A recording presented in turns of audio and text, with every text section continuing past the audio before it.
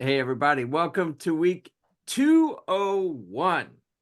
If hopefully you were able to join us last week for our 200th week anniversary. That was fun. For everybody that showed up in person and online, thank you. We appreciate it.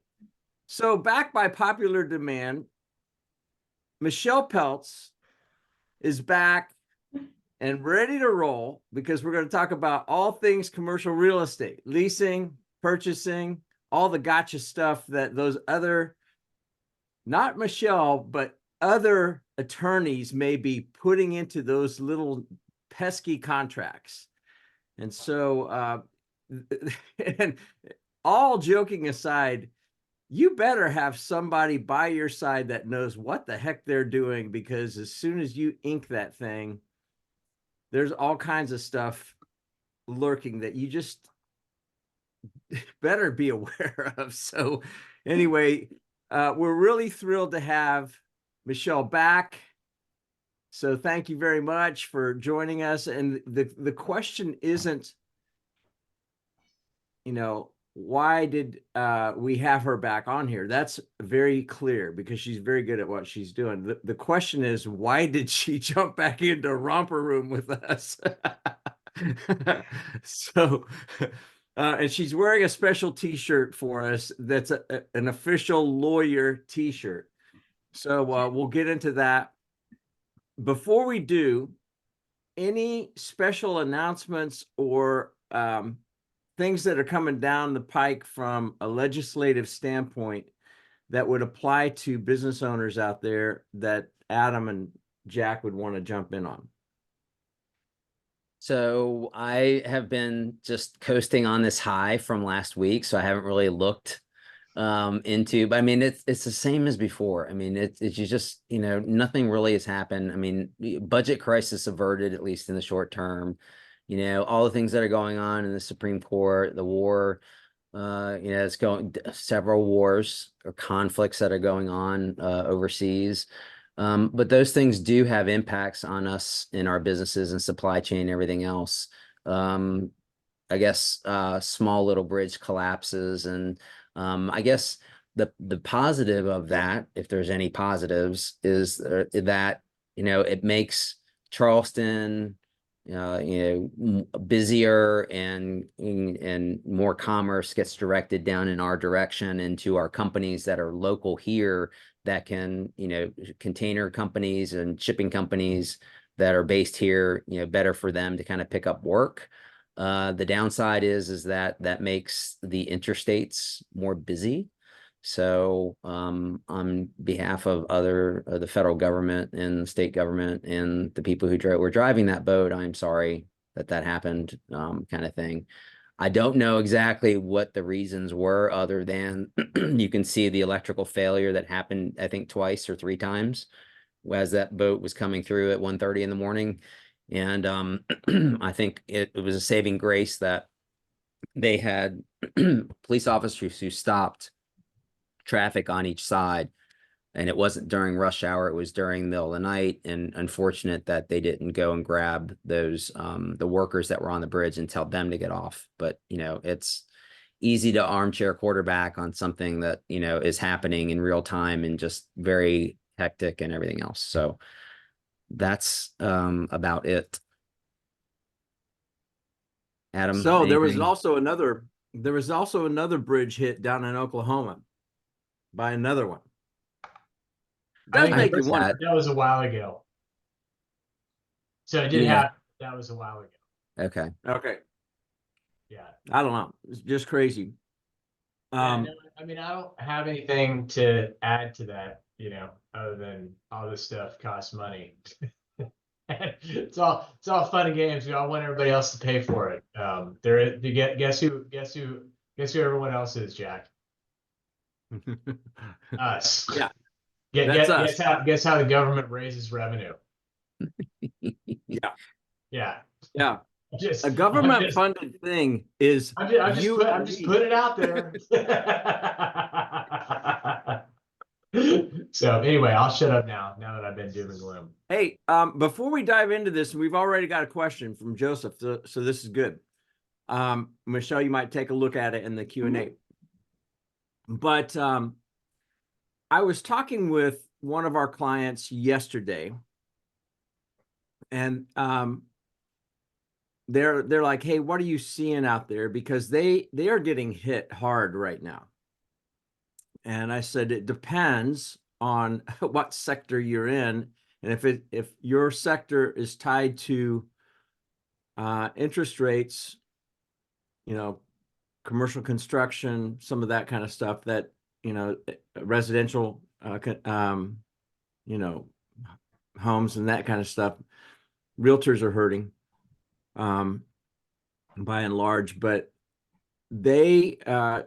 this client is in the kind of temporary staffing business, and they are down dramatically. They had to cut about a third of their workforce already, which is really tough because they serve a lot of the banks and that sort of thing, which are, I heard TIAA, CREF was cutting some more people again. So I'm curious, from your standpoint, before we launch into this, any additional pulse you guys are seeing out in the marketplace?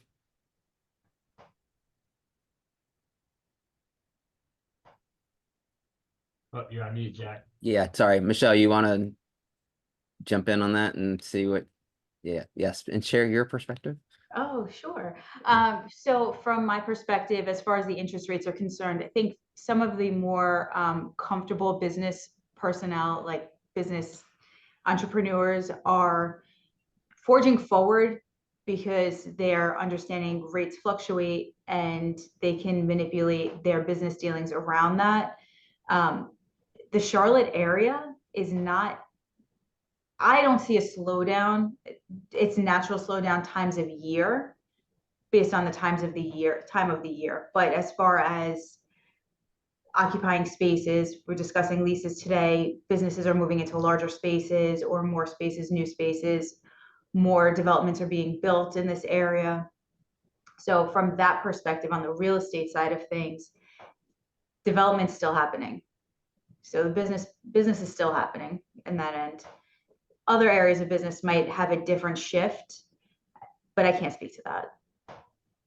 And I would say also, and we've mentioned this before, that, it's, I don't want to say it's necessarily a tenant's market, but there's a lot of space out there that, and there's been shifts from like core uptown to South End. I mean, I was driving through there and I was going what I thought was the back road, so I wasn't directly on South Boulevard or Tryon. And wow, I mean, what is being built in, what I would call second row, third row, is just amazing, and it's going to turn into its own little city. Well, it kind of sort of is. A lot of younger people there, so I felt kind of out of place, like the out of place older guy. You're the dad. Yeah. So they tolerate us. I'll tolerate me. So, but yeah, I would say kind of the same thing. We haven't seen necessarily a slowdown. I've seen more seller financing on the buy sell side of things. But on the landlord tenant side of things, I would say that, first of all, we've seen landlords who are upping the game. So I mentioned before, like downstairs here on the third floor, they spent millions of dollars, and there's a golf simulator. There is a limited bar, but full service. There's outdoor lunch space. Now at some point I figured out where all of our staff people were going. They were disappearing for an hour, and that's where they were going because it's nice. Well, as long as you can tolerate allergies, it faces Trade and Tryon. It's beautiful. And they have different events. So they're doing free massages every month. And they have a sand, I call it the sand game, but it's you throw the metal pucks. Cornhole? And what is it?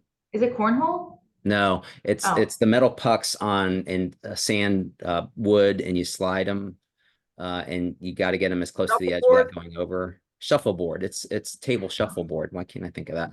So yes, thank you. See, that's why I don't hang out on South End, because I can't remember things. So but anyway, and we can talk about some of those things, but yeah, if you're renegotiating or negotiating, you have some negotiating power with your landlord.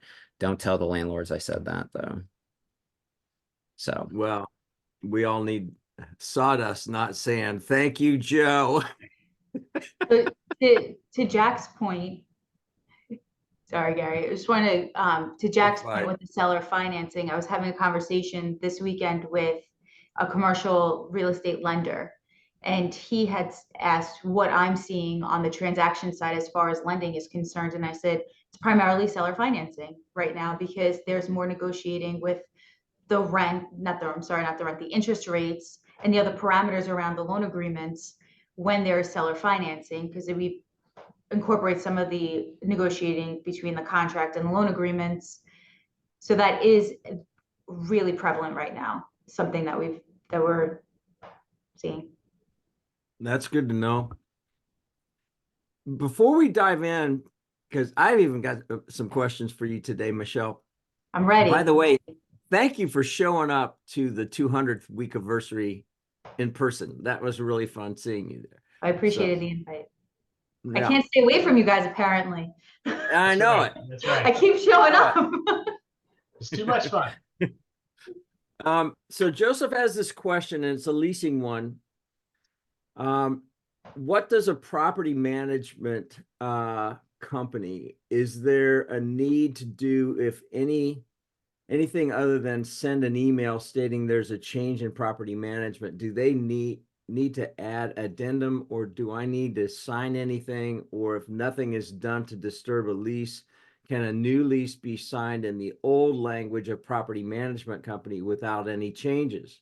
And what are the remedies for relief if there is case law to cite? A lot in that one. There's a lot to unpack there. So the first thing is, it depends. My catchphrase of the day. yeah, show me shirt. Now you said it. On the shirt, I said it. All right, guys, stand up, guys. It It depends. depends.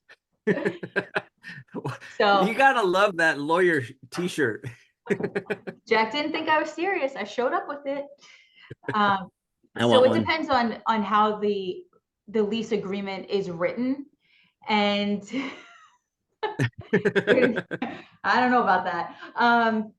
So it depends on what's written into the lease agreement initially. If there is language in their paragraph referencing the management company, and if it's limited to a specific management company.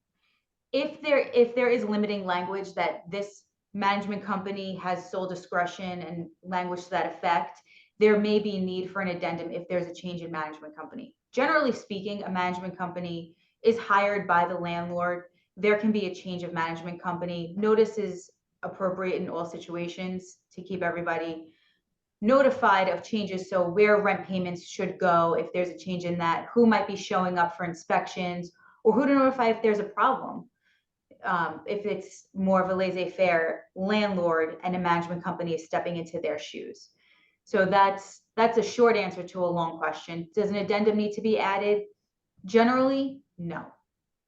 Management company, again, is just hired by the landlord to take on the responsibilities of the landlord, and anything that you would request the landlord would do, or anything you would expect the landlord to do, the management company would be taking over doing that.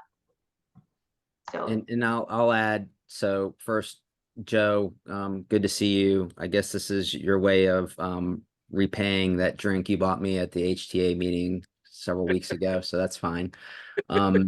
So it's I would say that, Michelle's correct that it's, they have an obligation to do certain things with common area and hire whoever they want to essentially help with their obligations.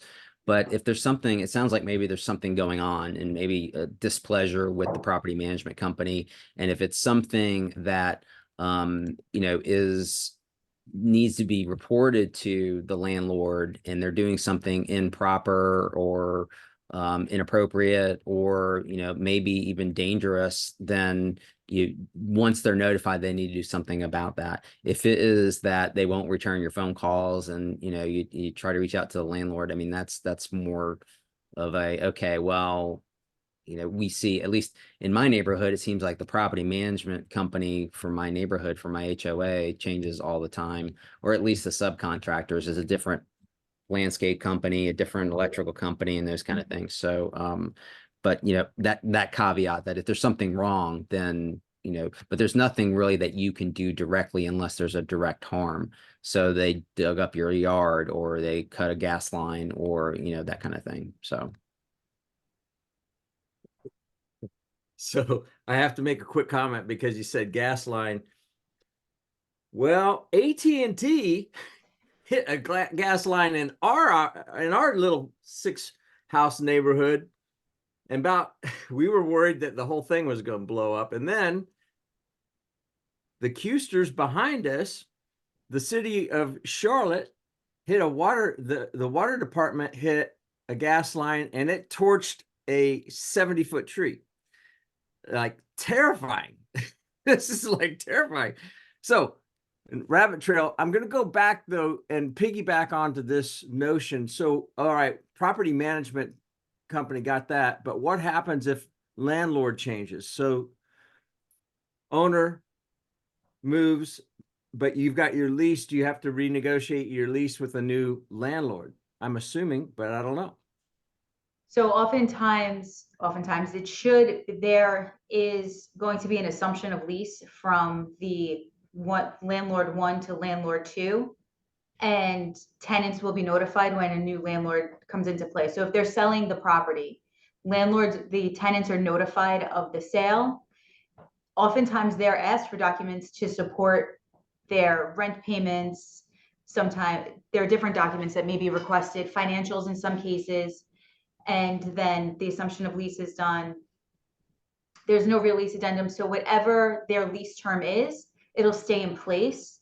And then at the time for a new lease, when they're in their expiration period, then the new landlord will be named. And let me throw something in there as well. So a lot of times when there is a new landlord, so there's been essentially an ownership transfer from one entity to another, the buyer will require the seller landlord to have all of its tenants sign an estoppel certificate. That's a fancy way of saying that you, tenant, need to tell us, buyer, if there's any problems whatsoever going on between you and your current landlord, whether it is financial or anything else. The buyers rely upon that certification so that they know that they're not stepping into some sort of liability as a successor landlord, despite the purchase agreement saying that all those problems are still the seller's problems. So, and also the seller itself can rely upon that to say, well, and because it would also usually say, and you hereby waive any claims that you have because you didn't tell us. And so the seller can weaponize that and use that as so I would say that happens when you're asking for a modification to a lease. Usually a landlord will say, okay, but they will have you sign an amendment to the lease, which in the fine print, it says you hereby waive any claims that you may have against us prior to this. So it's a clean slate from that time moving forward. Similarly, in franchise arrangements, a franchisee is getting a concession from a franchisor. At least the ones that I draft will say, hey, franchisee, you hereby waive any and all rights and claims and everything else. Now, franchise is a little different because a lot of state laws will not allow you to do that, even though you have a signed document. So you can't contract away or waive away certain rights in some states in the franchise context. So that's way off on a rabbit trail, but I just bring it up because a lot of times when there's these transitions, a lot of documents are put in front of you and like, okay, that seems normal, and you sign it, but you don't realize what actually you're signing, which is you're cleaning off the slate and starting new with that relationship many times. Oh, some of that legal trickery that goes on in the fine print, which is why this is why we've got so many people jumping in so early with, like, this is great. I want to move to a couple questions, but there is there's a note in the chat. No, I hear if the lease is over 3 years and not recorded, the new owner may renegotiate the lease in North Carolina. Is that accurate? I'm not aware of that. Are you, Michelle? I am not either. There's on meteor lease agreements, there's language in there that say the parties may record a memo of lease, but there's no requirement that I'm aware of. I mean, I think it's more maybe the question, or maybe that it came up in the context of an unrecorded lease, meaning there's no written lease agreement, or there's some paper scratching that maybe someone signed and it doesn't have. And it's that at that point, maybe down the road where there's an issue and the writing, whatever it is, or maybe it doesn't exist, is not going to resolve the situation. So then you have the, okay, it's not in writing, but then there is a course of performance, course of dealing, which is a fancy way of saying this is what's has been done for a period of time. So that is the contract that is in place based on the actions and not necessarily the writing.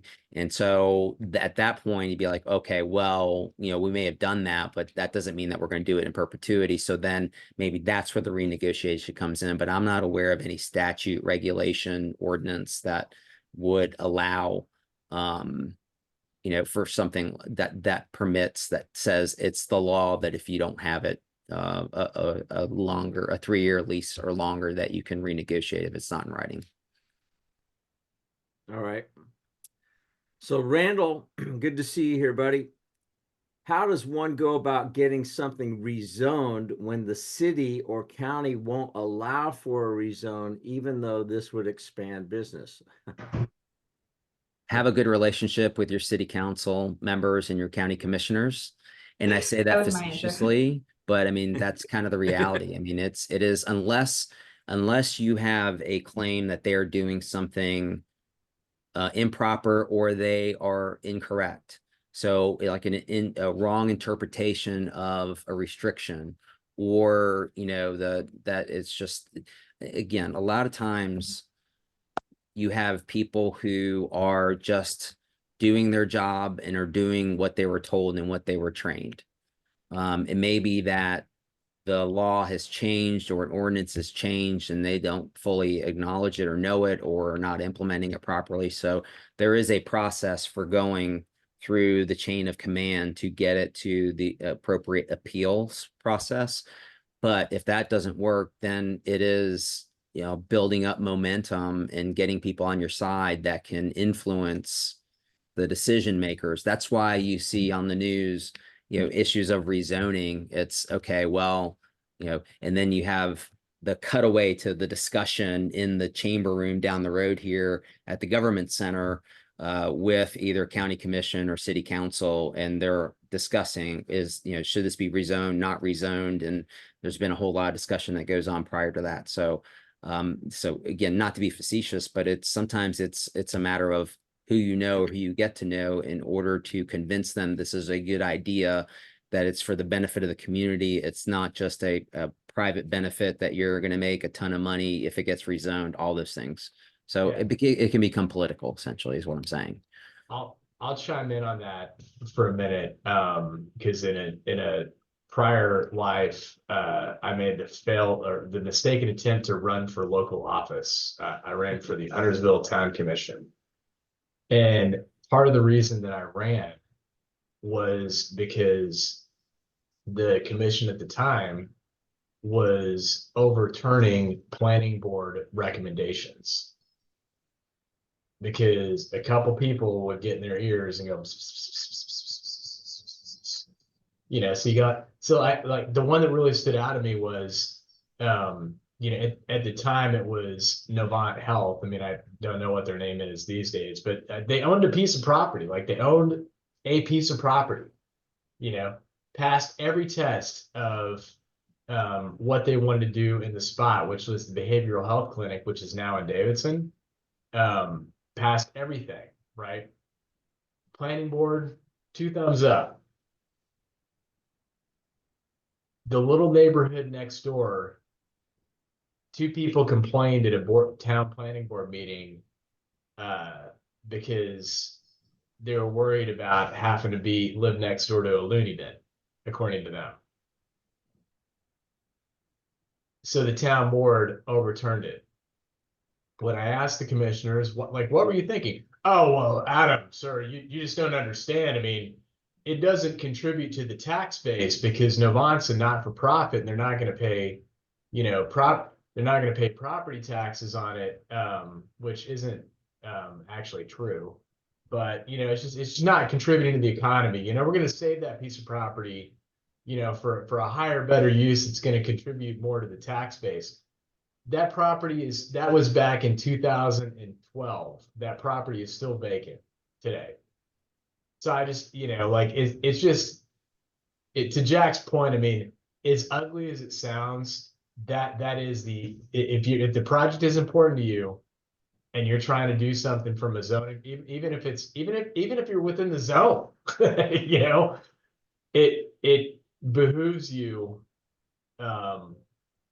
to get to know the planning board and a couple local commissioners if it's big enough and it's really important enough to you, because it really I cannot express enough how logic completely leaves the building when it comes to those decisions. And while they'll rationalize and justify things in the name of law, it's totally freaking emotional. Somebody yelled at me and now they don't like me. I'm going to vote against it now. Literally, it's like, who yelled last? That's who sorry, Gary, I'm not swearing. That's who I'm voting for. It's absolutely ridiculous. By the way, I lost spectacularly.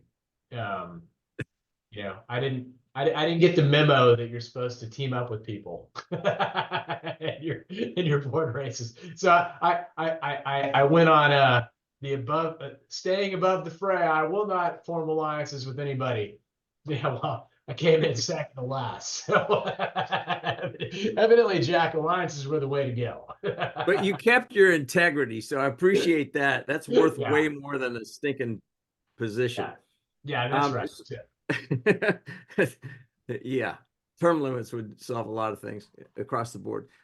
Would state and county economic development agencies have some juice in that scenario? You'd think that they would. Like, they can do good at getting some incentives, but honestly, it's like, of the 10 things that you have to do, my experience has been you probably put them on 8th to 9th on the list. Like, they could probably help you navigate, but in terms of holding court and having sway to get the deal done, not much, because remember what they're typically going to be asking for is some type of a tax incentive, like an abatement from property taxes for a period of time. So it's like they're actually asking, and it's funny too, because, like, again, here's the illogic of the statement, Gary. If you go back to the vacant land, well, we'd be giving up tax dollars, sir. We're not getting any freaking tax dollars now. It's like, so, and they can be helpful, but they're not going to get the deal done for you, because they're usually asking the town board to give up something, and so it's like they need to hear the appeal from you. All right, that's good. Thank you. I'm going to get to Joe Farrell's and Bert's questions here, but John has chimed in. He found chapter and verse, evidently, NC General Stat 47-18. So Back to the. sorry. Go ahead, Michelle. That statute specifically refers when there's a right of first refusal or an option to purchase within a lease or a contract, a lease, a purchase agreement, or anything on record regarding the land. If someone has first rights to something, then that needs to be memorialized on record so that someone else knows that someone has a right that supersedes their rights. That's my understanding of that statute. That's good. Joe has a question, but he has a comment back to Adam. It says, with that political background, Adam, would be it would be a great time to run for president. Who would want that? Oh man. I mean, you know, the guy that changed his name to literally anyone else. I mean, like, I'm there with you, buddy. So here's Joe's question on HOAs. So we were talking about HOAs earlier. Has anything changed recently regarding HOA's power to foreclose on property for minor violations? Not that I'm aware of. I don't think so. I don't know if there's anything that has passed, but I know that there has been a movement towards making it difficult for well, either way. I mean, there's just, you have competing interests. You have HOAs as representatives of their constituency wanting to be able to do certain things, and then you have HOAs that way exceed that and go past and beyond what they should in a lot of cases, and just not implementing common sense, and it becomes this own little political fiefdom in certain neighborhoods and certain areas. So I know that is constantly in flux and constantly being challenged as to whether or not, and a lot of those powers come from the documents that are filed with the neighborhood plat before the first house is built, or the building is constructed and those kind of things. So there's a lot of it depends in that. Back to the t-shirt. I wonder if we could buy those t-shirts on Etsy. I don't know. And I also want to say to John Jones, thank you very much for that comment. And we will be looking into that statute further, but I think that it has limited application and is related to priority of rights of a lien creditor versus a purchaser, and certain things. So anyway, but thank you. So okay, Bert, thanks for being patient with us. What is the consideration that a tenant typically gets for signing an estoppel agreement? Nothing is what I got. In fact, I got less. I got crap taken away. It's your obligation. yeah, there's usually many times in a more sophisticated lease or general lease, it says that, in the event that we ask you to sign an estoppel certificate, then you must sign it. A couple of years ago, towards the end of the year, there was a company that was selling. We were tenants. We were having issues with the landlord. It was a very large, it was like a 250,000 square foot facility. The landlord was also the company, a sister company was the developers, and they built the building.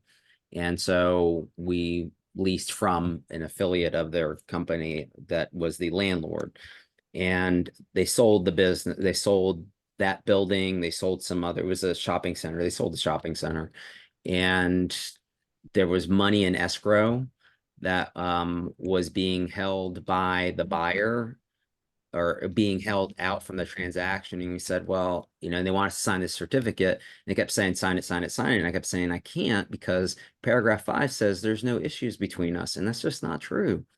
He said, well, yeah, sign it, we'll fix it. I'm like, okay, thanks, but yeah, no.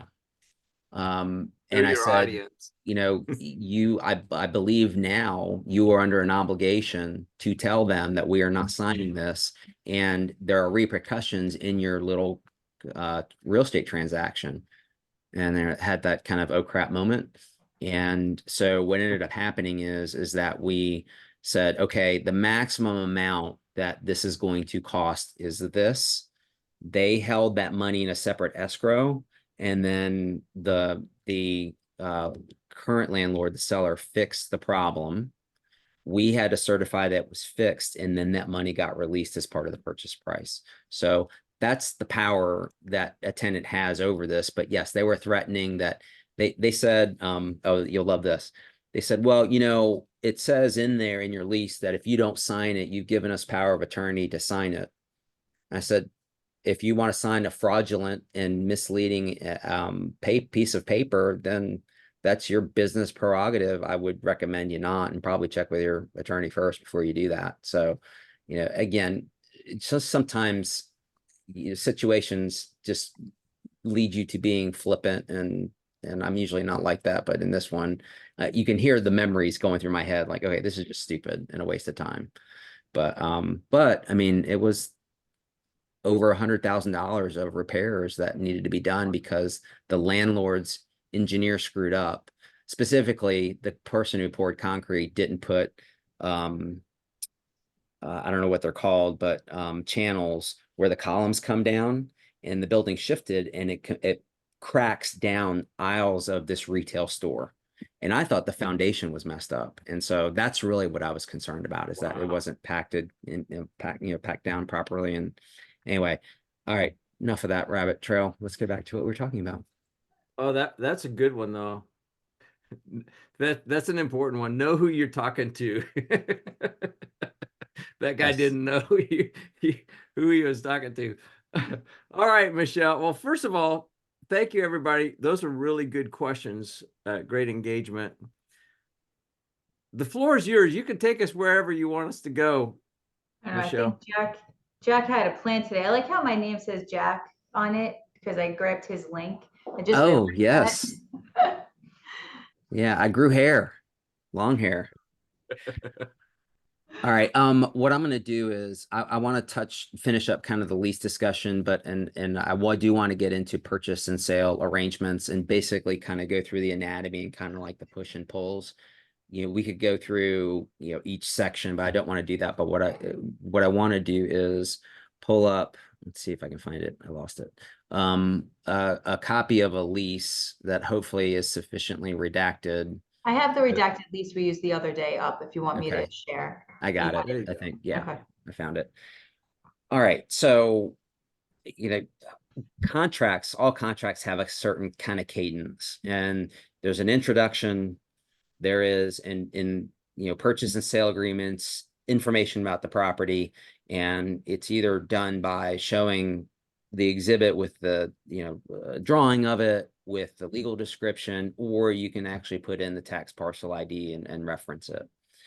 And then and this is a North Carolina Realtors form that's been in existence for many decades. So we have our own homegrown forms, but it's going to be very similar. A lot of people like using this form because it's the same, and you're not supposed to make changes to it. You're supposed to do an addendum and an exhibit to make changes. So that way everybody knows exactly where the changes are. I will tell you that realtors are not allowed to do that. I see attorneys typing stuff in all the time, which I don't like doing, because then you end up, I mean, there's not a whole lot of space to make changes on this. And then you try to OCR it into a Word document, it just really gets messed up. So you have obviously the purchase price. The earnest money is money that's paid up front that basically shows that you are serious about it. Sometimes it's refundable, sometimes it's not, sometimes it gets forfeited, those kind of things. Promissory notes, I don't know if this is too big on your screen, assumption of obligations, and then the fun part, the cash that you're getting at closing. Then it talks about closing, contract dates, and then you'll have timing provisions. So the contract date can be the beginning of the timer. Then you have an examination period, due diligence. It can be done, keyed off of the contract date, or it can be, at the ending as of a date certain. And then broker information, other, kind of general information, who's paying for costs, that kind of thing. It gets interesting when you start talking about what are the middle section, the deliverables. So you have, okay, so usually the buyer will want as much stuff that exists as possible. So if you have a survey that was done recently, the title work that was done when you purchased the property or maybe refinanced. So you're going to want all those things, because if you have, let's say it was refinanced 2 years ago and you have a title policy that goes to that date, then whoever is going to add on to the title policy doesn't have to go and search for 50 years back. They can, if it's a reputable title policy and title company, they can tack on moving forward, which means less cost for the buyer, kind of thing. And so, let's see, deliveries, title examination. So what happens with title is that you get to have us look at the things that are on there, liens that were from prior loans that are on current loans that are going to get paid off, etc. It routinely happens that you have the an old loan that has been paid off, but the termination of the indication of the lien, which is a UCC filing, is still on there. So then you got to go track down people to try to fix that. Fortunately, we have good relationships with the bankers around here and are helpful. So inspections, who gets to do what, as far as going onto the land, testing it out, doing a phase 1, phase 2. Are there leases on the property? Do they run with the property? That kind of thing. Environmental, we've kind of talked about. The import of this varies on the transaction. So if you're dealing with a company, let's say like, a company that uses environmental materials, oil, that kind of thing, you're going to want to know that there wasn't stuff being dumped out the back door. So, earnest money distribution. So a lot of times, most of the time, you have kind of a period, the initial due diligence period, which is the buyer can go and tell the seller, we don't want to proceed with this transaction, and doesn't have to give a reason, and they get all of their money back. At the end of the due diligence period, there are varying types of consequences. Sometimes it is, well, if the deal is not consummated, then the deal is broken apart and the buyer gets their money back. Most cases it is that the seller gets to keep the money because the buyer didn't terminate the transaction. The reality is that if you get down to, let's say it's 45-day period and you're down to day 43, 44, there's going to be some discussion as to, okay, the buyer are terminating this agreement unless you agree to an extension of time. And usually that's agreed to, maybe some more money is paid, that kind of thing. So, and then you get into what does the seller know? Is there an environmental issue? Are there other issues going on with the property? Tax issues? Did someone from NCDOT come and approach them and say, hey, we were thinking about taking half of your front yard to expand the US highway that runs through in front of your building because we need more accessibility and transportation, kind of thing. And then you get into kind of the boilerplate and that kind of stuff. And then you can add on an attachment to that. So I just wanted to run through kind of the anatomy of purchase and sale agreement. This is very fundamental, but I don't know, Michelle, if you have anything that you want to add that I missed that maybe you want to highlight in a typical PSA. No, I think you went through everything comprehensively in what's on here. But one thing, I mean, Jack, you and I experienced this personally on a transaction. Remedies, should there be a breach of contract? That's something that's not incorporated in this generic lease. So this is where Jack is saying there's usually an addendum added on. There are other provisions that protect the buyer and the seller that we add on to the addendum. But a big one for me is always, what are breach remedies? What are termination remedies? Should there be on the buyer side, depending on who we're representing in the transaction, buyer or seller. So there are things that are missing. So it's never advisable to just execute this document independent with your broker without consulting your attorney. Yeah, absolutely. And actually one thing that I was thinking of is that a no shop provision. And what that is that so a buyer will want to lock down the seller and say, you cannot negotiate with anyone else for a period of time. Sometimes it matches the due diligence period. I would suggest that it be longer than that because, things are going to shift. potentially as far as timing goes, and if you're getting loans from the bank and that kind of thing, that adds on time. From the seller's perspective, it is okay, well, I'll give you a reasonable amount of time to either put up or shut up, but don't ask me to spend 6 months on hold where I can't go talk to anybody else while you're trying to get your stuff together, which also leads to, okay, is your buyer pre-qualified, or do they have, very early on, you have to feel comfortable as a seller that the buyer is going to be able to pay. And if you get any inkling, well, they wanted to lock you up as a seller and then go find the money, that becomes problematic. And we've dealt with those situations, and many times they don't turn out well. And you've been locked down. From a buyer's perspective, obviously you want as much time as possible and paying the least amount as possible. The middle ground is, okay, maybe the first extension is free, but then the second extension is you got to pay for it. And then the money that you pay either is used as offset the actual purchase price, or is just payment for the option moving forward. Recently had a company that came back to a client that was selling a building in South End, and they were having trouble getting the full finance package together. And we're like, okay, well, we're not obligated to do this, but we're going to extend it for a short period of time. And then they came back and said, well, that's not going to work. We need additional time because the financing fell through, or part of it did. And we said, okay, but we need you to pay $20,000 for an additional 30 days. And that's just cash that's going in my client's pocket. And I was very, direct with them. And I said, and likely they're going to use it to pay attorney's fees. So just, but that is not going to be applied towards the purchase price. You want to tie us down for a longer period of time and not allow us to go talk to anybody else with a hot property in Upper South End.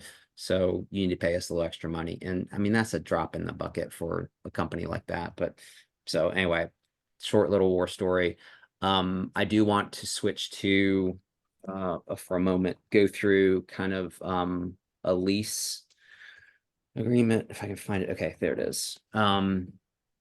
So the structure of a typical lease is you have the front end, which is, well, actually, you know what, Michelle, do you want to go through this and I'll flip pages because I feel like I'm doing all the talking and my voice is that's starting to fine. hurt for all the yelling for NC State this past weekend, and I need to save it for Friday and Saturday. So Oh, please do. I just wanted Thank you. to, I see a couple of questions came up and I don't know, Gary, if you've read through them, if there's anything related to what Jack just went over with the purchase agreement before we move over to leases.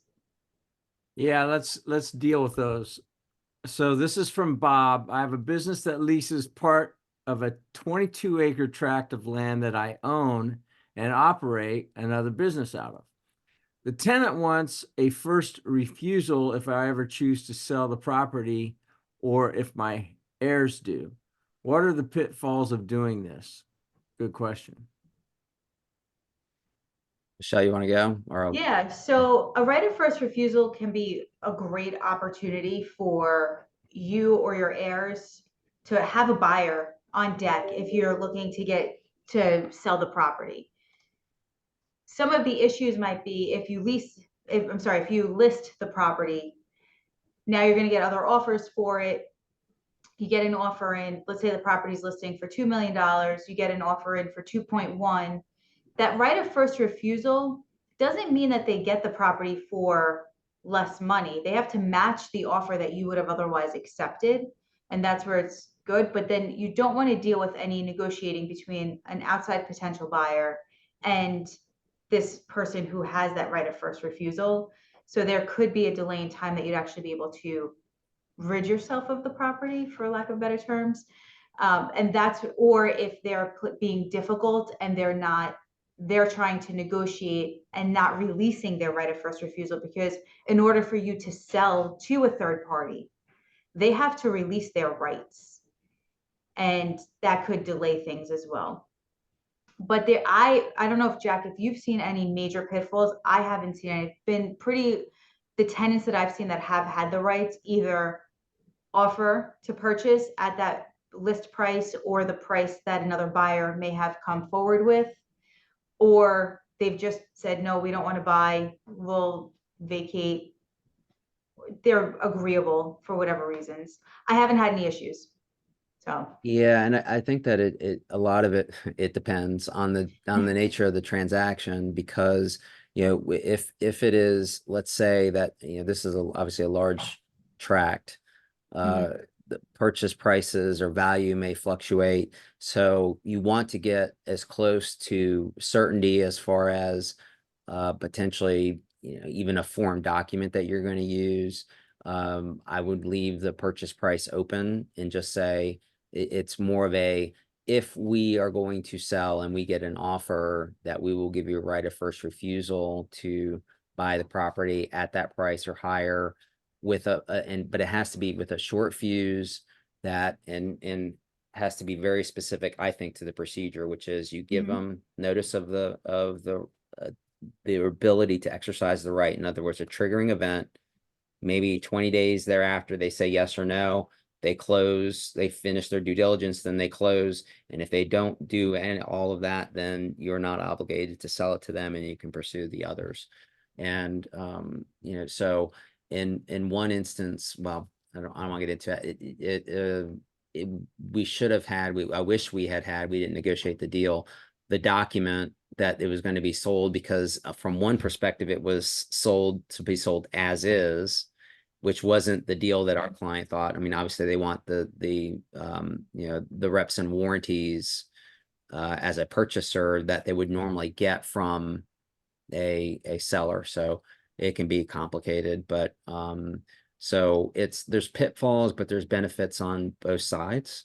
It just I can't believe I'm gonna say it again. It depends on what the goals are and what the risk is. If it is 22 acres of forest land, then great. If it's 22 acres of wetlands or of property that is industrial, then there's just different risks. So we'll keep going with these questions. Here's my gut, Jack. You're gonna kill me. We probably need to do a part 3 just for leases. I promise we will talk about leases for most of that time. So yes. Yeah, I have a feeling we need to do a part 3, but I'm going to keep going with Joseph. At what point can I put a lock on the property without any penalties, and what are the penalties if I put one on too fast? what are the circumstances you're locking up the property? Because it depends, Assume you're saying, Joe, as landlord, you have a tenant that is problematic, and you basically are saying, look, I'm gonna lock you out. And it happens, but there is a process for that. And so you, as landlord, you need to be careful that once you do that and you restrict access to their own stuff, have you now committed a crime potentially, and what are the consequences of that? Let's say that they needed to access their server or documents, and now you've impacted their business. So there are maybe unintended consequences of being forceful. And so, the best answer is you don't do anything until you have a court order to do it. Or, and that would be via a summary ejectment action to eject them from the property. The problem is that they have certain rights as tenants and judicial due process and everything else. I mean, and it's been expanded to, for example, and don't quote me at this, but I think that as a guest of a hotel, if you spend more than 30 days consecutively in the room, or at least lease it, rent it for 30 plus days, then you're considered a resident, and it becomes more difficult for the hotel owner to kick you out. There were all kinds of issues related to that with some properties around here where there were some residents who didn't want to leave, and the police couldn't do anything about it. And since then, there's been more ordinances put in place to deal with that. So anyway. And it's crazy. I mean, to take it to another extreme, I just heard this morning there were some squatters that were illegals here, and they took over a place in like Brooklyn, New York, and Oh. then they committed crimes. Mhm. And they released them on bail, and they went back to the same. They were squatted. Like, do property owners not have any rights? I mean, it's just lunacy. I just don't understand. In that situation, Gary, the actual property owners tried to get back into their house and were arrested because the squatters had more rights than it's messed up. That whole situation is, but New York is a foreign land, one of which I am from, so I can speak, in depth on that one. Yeah, I mean, that is just wacky world, man. Okay, so speaking of wacky world, Joe, not that you're wacky, but you always keep it interesting. In my most recent real estate transaction, after negotiating for an interval 1/12 in Litchfield, I found out that all of the other owners of that property had a right to buy that interval before I could purchase it. So interestingly, I think that, where is that right recorded? I mean, is it in the transfer, the deed of the property? Is it, pursuant to some trust agreement that is entered into? And I would say that, hopefully that the seller of the 1/12 right, at least represented that they had the full ability to transfer that. So hopefully in the transfer document that there was something in there that says that. But I mean, really it comes down to where are they getting this right from? If it's something that's recorded, I mean, it seems very deceptive. So, but in the property documents, it should have been, if it is in the property documents, then it should have been disclosed to you by the seller of this right that, oh, by the way, so, do you have a claim for fraud against them for selling you something that they didn't have the right to sell? I mean, they don't have the right to sell an unencumbered 1/12 interest, as they allegedly did. So it sounds like you have a breach of contract, as well as maybe a fraudulent misrepresentation in the transfer document to you as between the two parties. So, Not disclosed. Ooh, boy.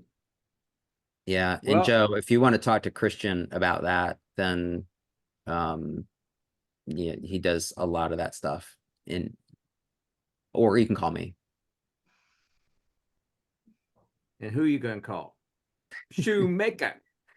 So, all right, we're hitting at the top of the hour. This is the quietest I've ever heard Adam. Just saying, it's. Look, I mean, you could not pick a topic that is more frustrating to me. So it's like, it's funny because I have some attorneys sometimes that'll ask me, tax and number questions. And I remember, I get that it may sound illogical, Jack, but that's just the way that it is. And a lot of times the law is the same way to me. Hey, that's a lot. There's no freaking piece of law that is more fundamentally illogical to me than the fact that I bought this building and effectively have no rights. And by buy, it means I have a 10-year lease. So I effectively bought the building, and it's like, I might as well be a leper. Let me just, basically I have no rights for anything. It's like, you want me to do that? You want me to pay more for this with no recourse? Okay. You have to put in paid parking, even though you can't do that. Okay. Like whatever, have to pay for the, yep. Okay. Yep. Got it. Sure. Yeah. Whatever. It's insane. Adam, I could not have asked for a better teaser for the next session. As I'm looking at the lease that I wanted to put up and go through each thing. But yes, all those things that, and I think that a lot of times people think, well, that's not negotiable. And that perspective comes from the landlord. It is, okay, they're, a national leasing company and they're representing the landlord, and you get this thing, and the one I'm looking at now is 41 pages, and there's a lot of words in there, but there are things that are negotiable. And I will say that in my experience, Michelle and Trey Baker and others in our office, when I'm thinking there's no way that that's going to get negotiated in our favor, it gets negotiated in our client's favor. And it's like, okay, well, I don't know what you had to do to get that to happen, promise a adult beverage at some other time or something. I don't know. But yeah, there are things that, and I promise next time we will dissect a lease agreement to talk about, and I will go through it more slowly than I did with the purchase and sale agreement, because I think that most of the constituency here is, it's more likely that they're involved in a leasing relationship versus on the verge of selling their building and land or buying, so we'll do that. All right. Part 3 next week, or 202. Michelle, so good to have you back. You're part of the gang now, so thank you. I appreciate it. I like being part of this the romper room. Yeah, there you go. It's not again, when it comes to this, it's like this and healthcare. Like you want to get me on my angry chair, this and healthcare. It's just like, healthcare, there's at least slightly more that I can do about it than my crappy ass lease. Oh, Adam. You need to send us your renewal lease before you sign it, is what it sounds like. That's actually Gary's rock for the quarter. I'm carrying that boulder, and that's where I do have some questions, because we're in the midst of it and also evaluating our options. Yeah, this is Gary. This is Gary's asking for a friend. Yeah, I'm asking for a friend. Hypothetically. Yeah, hypothetically, if I have this, building that I wanted to move into, where perhaps, we've been to arbitration with the old owner before over their crappy ass lease. Is that just kidding?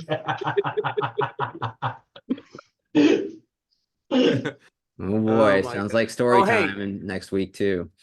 Yeah. One other thing for anybody that thought I was actually retiring, it was April Fool's, and I am not becoming a social media influencer as a cold plunge influencer on TikTok. I'm just I thought you said you were becoming a socialist. Okay, social media influencer. I got that. That would be April Fool's socialist. Okay, got it. Okay, now I'm clear. Okay, I got it. Oh my gosh. All right, guys, have a wonderful rest of the week. Enjoy yellow snow season in Charlotte. It's called pollen. That's right. Go Pack. Go Wolfpack. You will not see many Tar Heels doing this, but I'm doing it. So there you go. There you go. Yeah, I got you. Yeah, and that's just because they beat Duke, right? Like you would not be doing that for Duke right now if it was Duke. Well, okay. So real quickly, I would think it's awesome. So my daughter's back at NC State in her pre-vet program, and so for them to win on Friday night with the girls and Saturday with the men's. And then run out to she'd have to drive now to their bell tower that's lit up red. And so they have their own like Franklin Street celebration. I think it'd be really cool for her to experience that safely. Yeah. So but I'm cheering for DJ Burns is just a machine. So yes. No kidding, man. What a cool story. Yep. Yeah. So do not ever follow my betting advice, because I put everything on University of Kentucky. But I will send, I'll send you guys, actually, someone did a song to Devil Went Down to Georgia, and it was Duke went down to visit NC State, and it was, they get to go home. It's actually fun. Yeah, you've seen it?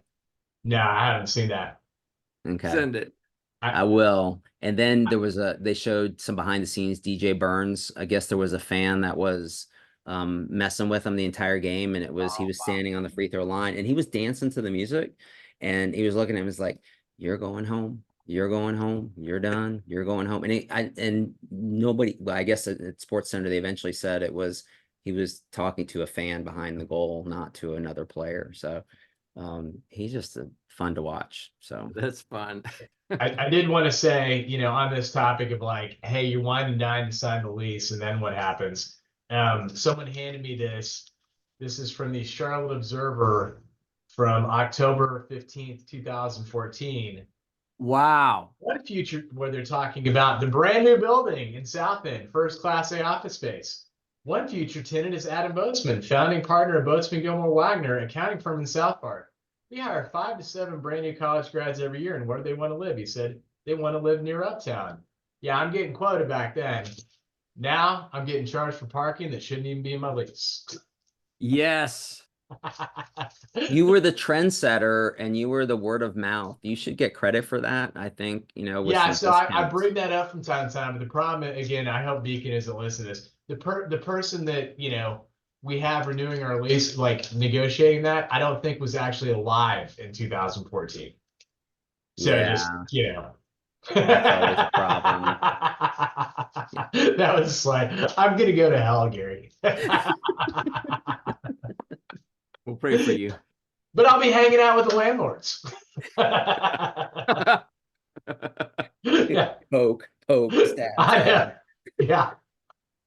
All Yeah. right. Yeah, Gary's All gonna right, say, guys. you guys want to sign a lease, man? We've been watching your YouTube video. I don't know. You guys kind of seem litigious. I'll shut up now. Sorry. All right. All Thank See you y'all. guys. All right, Bye-bye. Have a good weekend. Bye. You too.